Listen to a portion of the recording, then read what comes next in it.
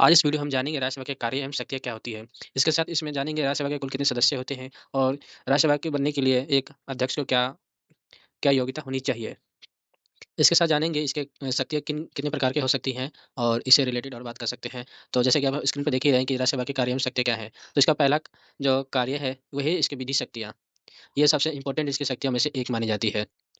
लोकसभा के सांसद राज्यसभा के किसी भी विधि निर्माण से संबंधित किसी कार्य कराती है जो कार्य करती है उस संविधान के अंतर्गत यानी कि अवित्तीय के साथ हो गया। लोकसभा और राज्यसभा दोनों सदनों में किसी भी एक सदन में से पहले प्रस्ताव किया जा सकता है। ये दोनों सदनों में से पारित होने के पश्चात ही राष्ट्रपति के पास जाता है, जैसे कि आप लोग हम जानते हैं। अगर हम इसके बारे में और बात करें तो यदि किसी साधारण विधेयक के संबंध में दोनों सदनों के मतभेद उत्पन्न कोई हो जाता है तो राष्ट्रपति के द्वारा राष्ट्रपति के द्वारा इसमें हल करवाया जाता है। ये दोनों सदनों को बुलाती है और इसके साथ साथ दोनों सदनों को बुलाकर एक संयुक्त बैठक करती है। संयुक्त बैठक की जाती है। इसके साथ ही विधेयक एक सदन द्वारा स्वीकार किए गए यानी किए जाते हैं। जाने के बाद पश्चात उसके 6 महीने बाद फिर से उसके बाद एक स्वीकार कर ली जाती है।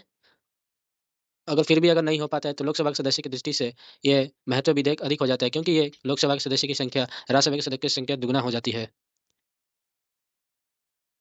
और इसके साथ ही बैंकिंग सेवा का आयोग यानी दहेज निषेध हो गया, आतंकवाद के निरोधक हो गया। और जैसे कि लोकसभा में जो अभी तक दहेज प्रथा जो थी, मतलब कि 1961 तक चल रही थी, फिर उसके बाद 1978 तक बैंकिंग सेवा बन गई विधेयक में, फिर 2002 में आंतरिक, फिर कोटा इसके साथ हो गया।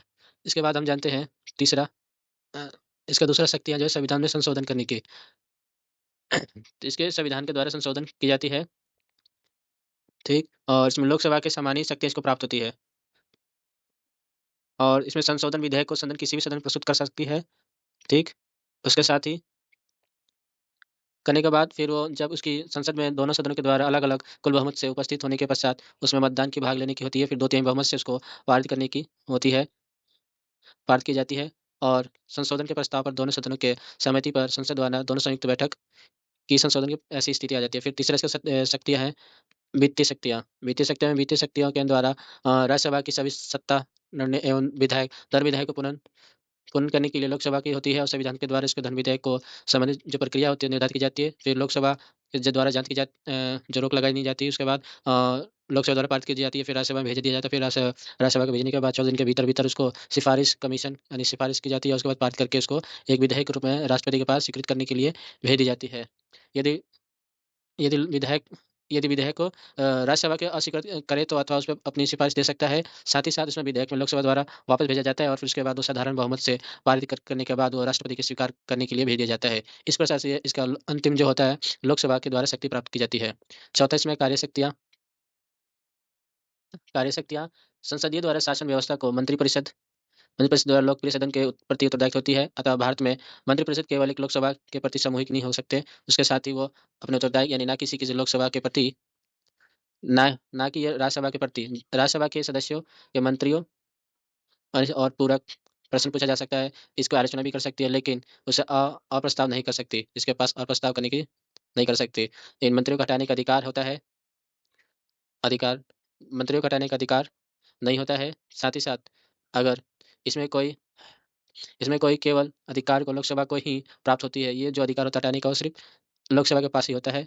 अतः कार्यकारिणी को नियंत्रित करने की दृष्टि लोकसभा के संयुक्त और राज्यसभा की तुलना में निश्चित रूप से अधिक शक्ति प्राप्त होती है। फिर पाँचवा है विधायी कार्य। संविधान के अंतर्गत कोई भी मामला हो जो संसद दोनों सदनों में सामान्य दर्जा प्राप्त होता है। ऐसे मामले निम्न होते हैं, जैसे कि राष्ट्रपति का निर्वाचन करवाना हो या उस पर महाभियोग लगाने का महाभियोग लगाने के समान हो। फिर दूसरा उपराष्ट्रपति के निर्वाचन के मामले या लोकसभा के समान अधिकार के लिए। फिर तीसरा आपात स्थिति दृष्टि के कौन से अनुच्छेद 352 के अंतर्गत और राज्यसभा के संवैधानिक तंत्र को विफल होने पर अनुच्छेद 356 के अंतर्गत ये घोषणा और उक्त मामले में लोकसभा के समान ही अधिकार प्राप्त होते हैं। इसके साथ छठा पॉइंट हमारे विशेष अधिकार में ये है कि राज्यसभा को प्रधान संविधान के द्वारा प्रधान के अंतर्गत कई ऐसे अधिकार जो प्राप्त होते हैं जो लोकसभा को प्राप्त नहीं होते, जैसे कि अ, राज्यसभा में उपस्थित तथा मत देने वाले का दो बहुमत से सदस्य को पूर्ण प्राप्त होने की दर्जा और जो दोनों सदनों में जरूरत होती है किसी भी विधेयक लगाने पे। मान लीजिए कोई विषय है उपयुक्त प्रावधान बताया गया है और विधि निर्माण करे, उस उपयुक्त प्रस्ताव में पारित होने के बाद संसद के द्वारा उस विषय पर भारत के संपूर्ण राज्य अथवा किसी भी भाग को एक अधिक अवधि तक भारत के विधि बनाने में विसंगत होगा। राज्यसभा के द्वारा अन्य अधिकार जैसे कि अनुच्छेद 312 इसके अंतर्गत अखिल भारतीय सेवा स्थापना करने की संबंध की जाती है। अखिल भारतीय सेवा को स्थापना करने का प्रस्ताव राज्यसभा के उपस्थित तथा मत देने वाले 2 बहुमत से कुल अधिक पुण्य के द्वारा पारित किया गया था। लोकसभा इन सदस्यों के कार्य एवं जबकि राज्यसभा का संपूर्ण कार्य शक्ति प्राप्त कर सकती है। और इसके साथ ही राज्यसभा का पूर्णतः एक महत्वहीन सदन है जो इसका अस्तित्व पूर्ण व्यर्थ होता है। जिसकी मान लीजिए कि कोई ऐसा महत्वपूर्ण शक्तियाँ प्राप्त नहीं है जो कि राज्यसभा को लोकसभा के समान ही शक्तियाँ दी जाती है। इसलिए दोनों की तुलना में थोड़ा बहुत देखा जाए निचला सदन को बहुमत ज़्यादा मतलब मान्यता ज़्यादा मिलती है। क्योंकि यही है कि राष्ट्रपति उपराष्ट्रपति के साथ निर्वाचन के विरुद्ध महाभियोग के कार्य चलाने तथा और लोकसभा राज्यसभा के नहीं बल्कि ये उपराष्ट्रपति के विरुद्ध होता है जो महाभियोग के दुरुपयोग की जाती है और ये पारित की जा सकती है। इसके साथ आपातकालीन की घोषणा लोकसभा के स्वीकृत होने के स्थिति में ही राज्यसभा के द्वारा दी जाती है। ये दोनों के बाद होने के बाद जो है ये निस्संदेह नहीं है कि कोई भी एक देश का शासन प्रभावित कर सके, दोनों के लिए महत्वपूर्ण होते हैं। निष्कर्ष ये निकलता है कि भारतीय राजनीतिक में उतार चढ़ाव के बावजूद भी लोकसभा जो राज्यसभा है वो अधिक राजनीतिक और सामाजिक मूल्यों को और संस्कृति वृद्धि से पोषण करने के लिए वाली एक संस्था बन चुकी है। इसके अलावा कुछ संपूर्ण वर्चस्व समाजवादी धर्मनिरपेक्ष लोकतंत्र को गणराज्य को जैसे ध्वजवाहन भी हो सकते हैं। इस प्रकार से लोकसभा के विकटनकारी एवं शाखाओं को नहीं देखा जा सकता बल्कि ये जबकि भारत में लोकतंत्र को अपनी महत्वपूर्ण भूमिका बनाए रखने के लिए राज्यसभा के समक्ष प्रयास किए जाने चाहिए। Thank you. और वीडियो अगर अच्छी लगी तो आप लाइक सब्सक्राइब एंड कर शेयर कर सकते हैं।